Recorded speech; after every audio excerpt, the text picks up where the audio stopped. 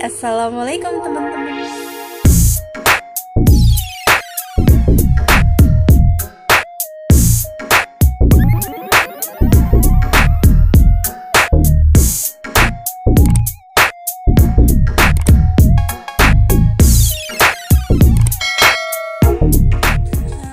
Assalamualaikum teman-teman, hadir lagi di channel YouTube aku, Adi Aprianiti.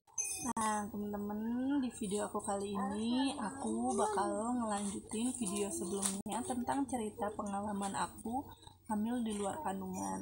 Nah di video ini aku mau ngasih tahu tanda-tanda yang aku rasain selama hamil di luar kandungan tuh kayak gimana. Nah tanda-tandanya tuh kayak gimana sih? Jadi pertama itu aku nggak nemuin tanda-tanda atau gejala semacamnya. Awal aku ngerasa itu aku cuma ngefleknya itu cuma setetes dan bener-bener nggak keluar darah sama sekali, cuma flek warna coklat. Jadi aku pikir itu aku tuh pada saat itu cuma kecapean atau cuman ya flek itu tuh hal yang biasa pertanda di awal kehamilan. Jadi aku nggak terlalu takut atau aku nggak terlalu was-was dan aku nggak terlalu ambil pusing karena aku pikir itu flek yang hal biasa. Nah setelah itu flek aku sekitar belum lama sih, berapa jam aku langsung ke bidan dan sama bidan itu dikasih obat penguat kandungan. Tapi setelah dikasih obat penguat kandungan itu aku disuruh bed rest total, dan pada saat itu aku bed rest total, cuman fleknya tuh makin keluar tapi cuma flek bukan darah.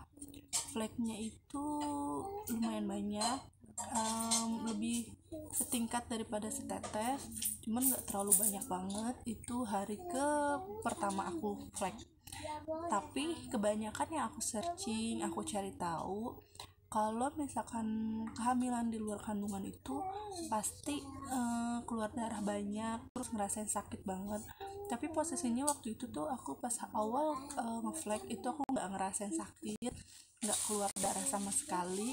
Jadi aku masih mikir oh udahlah, cuman kecapean doang aja, atau mungkin emang kehamilan aku emang keluar flek terus, karena aku dengar beberapa orang yang hamil di awal kandungan itu keluar flek terus menerus.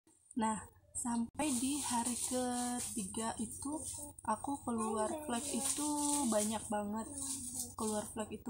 Itu posisi aku hamil 5 minggu, baru 5 minggu. Keluar fleknya tuh mulai banyak, tapi bener-bener flek bukan darah. Hampir penuh, hampir memenuhi pembalut aku, karena waktu itu posisinya udah kayak ngerasa becek, nggak nyaman. Akhirnya aku pembalut, ternyata pakai pembalut, ternyata di pembalut itu penuh sama fleknya aku, tapi bukan darah ya. Nah setelah itu tanda-tandanya, terus aku udah mulai kayak ngerasa sakit sedikit. Terus karena kemarin aku sempat 2 kali tindakan yang pertama itu kuret, terus sakitnya itu masih yang minim banget kalau di kehamilan 5 minggu. Nah setelah kuret 1 minggu itu aku udah mulai berasa banget. Nah ternyata setelah aku berasa banget itu kehamilan aku itu udah 7 minggu. Itu bener-bener yang udah sakit banget, tapi posisinya waktu itu aku tuh nggak ngeluarin darah sama sekali, atau ngeluarin darah yang kayak orang-orang kebanyakan pengalaman hamil di luar kandungan. Itu aku nggak keluar darah sama sekali, cuma kayak flek-flek aja, tapi itu sakitnya udah luar biasa. Jadi menurut sesuai pengalaman aku, kalau hamil di luar kandungan itu kalian gak bakalan langsung ngerasain sakit yang ekstra, dan kalian itu gak bakalan yang namanya langsung ngerasain pendarah. Jadi ada proses-prosesnya atau ada waktunya sampai kalian ngerasa sakit. Terus aku saranin, dan banyak yang ngomong, kalau misalkan orang yang udah sampai keluar darah atau sampai ngerasa sakit luar biasa, itu kemungkinan jalan rahimnya atau mungkin di saluran tuba fallopiannya itu pecah, dan kemungkinan pas operasi itu dipotong, kemungkinan. Cuma yang kemarin terjadi sama aku kasusnya, alhamdulillah aku penanganannya karena langsung cepet, langsung sigap, terus akunya juga langsung aktif untuk ke dokter, jadi penanganannya nggak telat. Dan kayaknya sih karena dokternya tuh bilang tuba palopi aku atau saluran aku tuh nggak sampai dipotong, dia bilang mungkin atau cuman dijahit atau gimana. Dan kemarin sempat aku sharing juga sama dokter yang pernah ngalamin hamil di luar kandungan.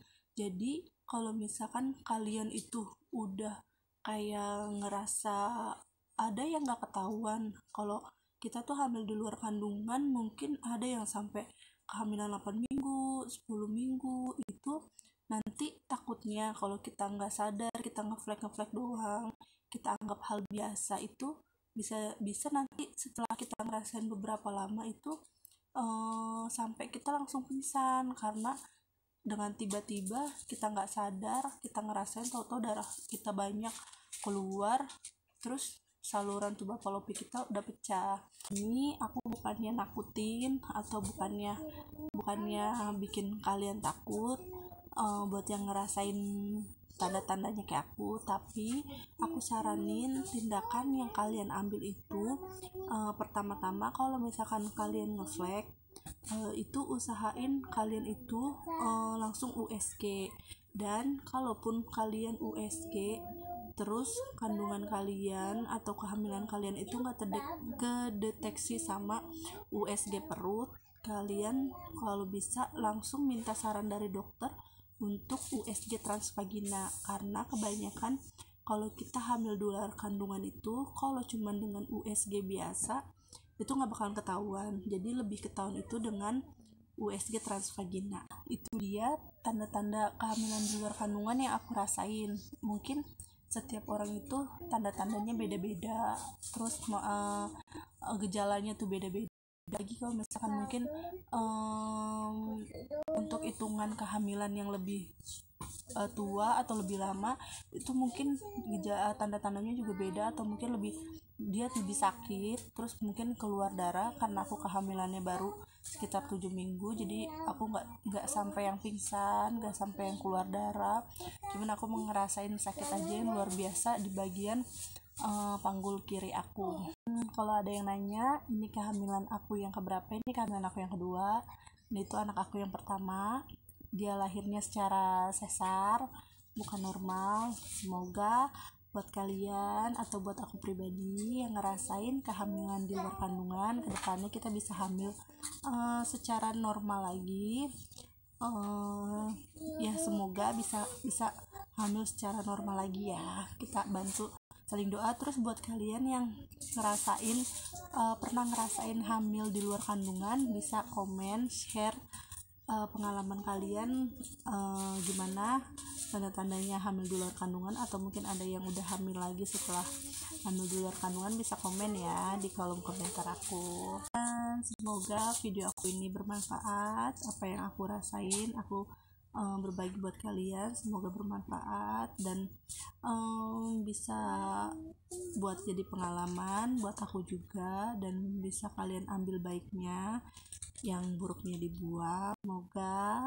Semoga nggak ada yang ngerasain pengalaman kayak aku kayak gini. Ini semua aku jadiin pengalaman, jadi kedepannya bisa lebih hati-hati, dan jangan lupa untuk jaga pola makan, pola hidup sehat, olahraga, biar keadaan yang di dalam tubuh kita juga sehat ya. Video aku kali ini semoga bermanfaat. Jangan lupa untuk like, komen, dan subscribe channel YouTube aku.